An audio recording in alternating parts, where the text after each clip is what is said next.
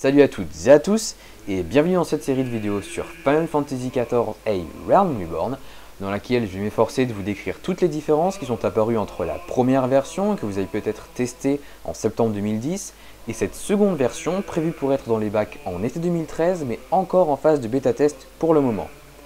J'espère pourquoi pas que j'arriverai à reconquérir le cœur de ceux qui avaient déjà essayé à la sortie du jeu mais qui avaient été déçus car c'était franchement pas fini. Et pourquoi pas attirer des nouveaux joueurs qui aimeraient retrouver la patte DFF dans un MMO.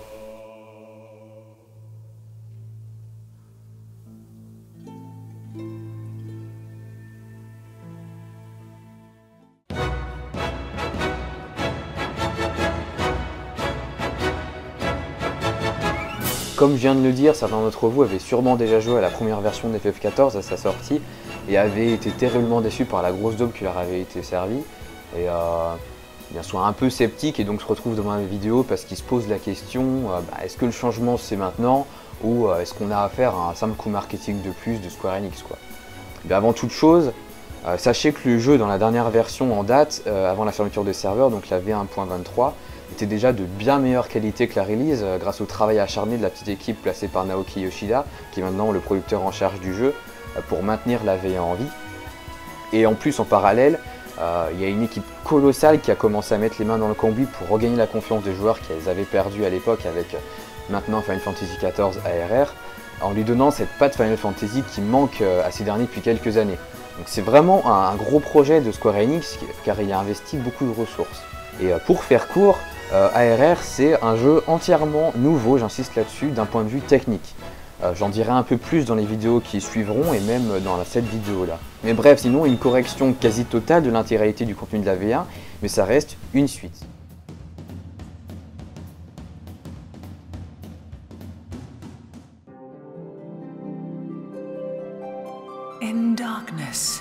Dans cette vidéo, je vais vous faire un rapide résumé de ce qui a changé dans le jeu, sachant que j'y reviendrai point par point dans les vidéos qui vont suivre. Alors commençons par les quêtes.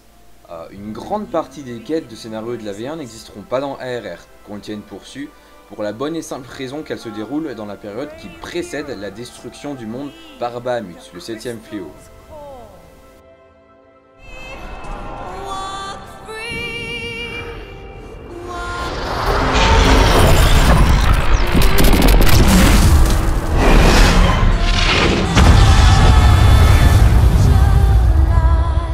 Pas d'inquiétude cependant, car un torrent de nouvelles quêtes, de donjons instanciés, de raids à 24, d'événements en temps réel et de mandats viendront de toute façon les remplacer. Ces dernières, dans un autre registre, seront par ailleurs capitales dans le gain d'expérience des joueurs, car le système sera profondément modifié du simple grinding au quest leveling à part entière.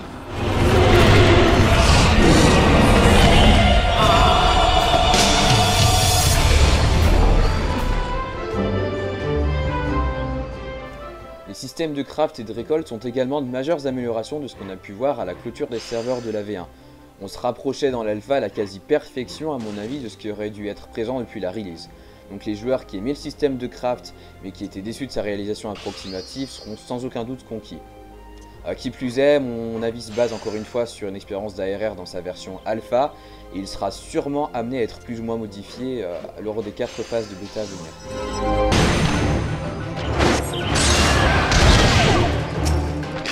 Le système de combat dans sa version alpha n'est quant à lui pas une révolution de ce qu'on a pu voir dans la V1, bien que tout n'ait pas encore été révélé à son sujet.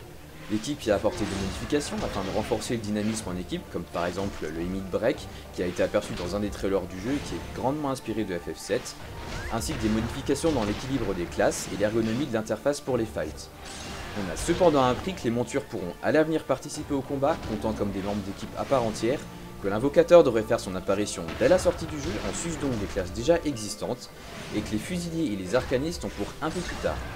Le tout rendu fluide par une latence qui a maintenant disparu. Les cartes 11 qui les concernent étaient quasi recréées de zéro. Elles seront très dépaysantes même pour les joueurs présents jusqu'à la clôture du jeu en novembre dernier.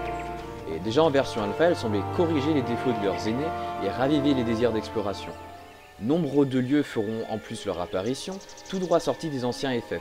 Ça augure donc du très bon pour la suite. L'interface utilisateur est maintenant user-friendly, fluide, multitâche et compatible avec les technologies tactiles de Windows 8, tout en apportant un lot de nouveautés intéressantes, dont entre autres la possibilité pour le joueur de créer et d'y intégrer des add-ons et des modes non officiels.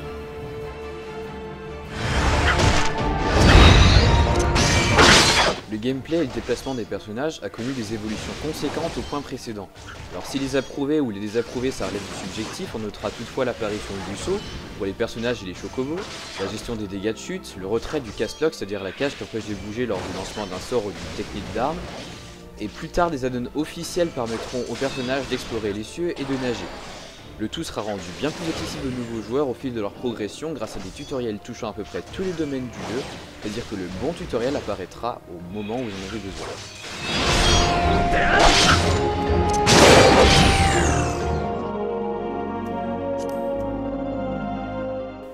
Du reste, ce qui est des races, des équipements, etc.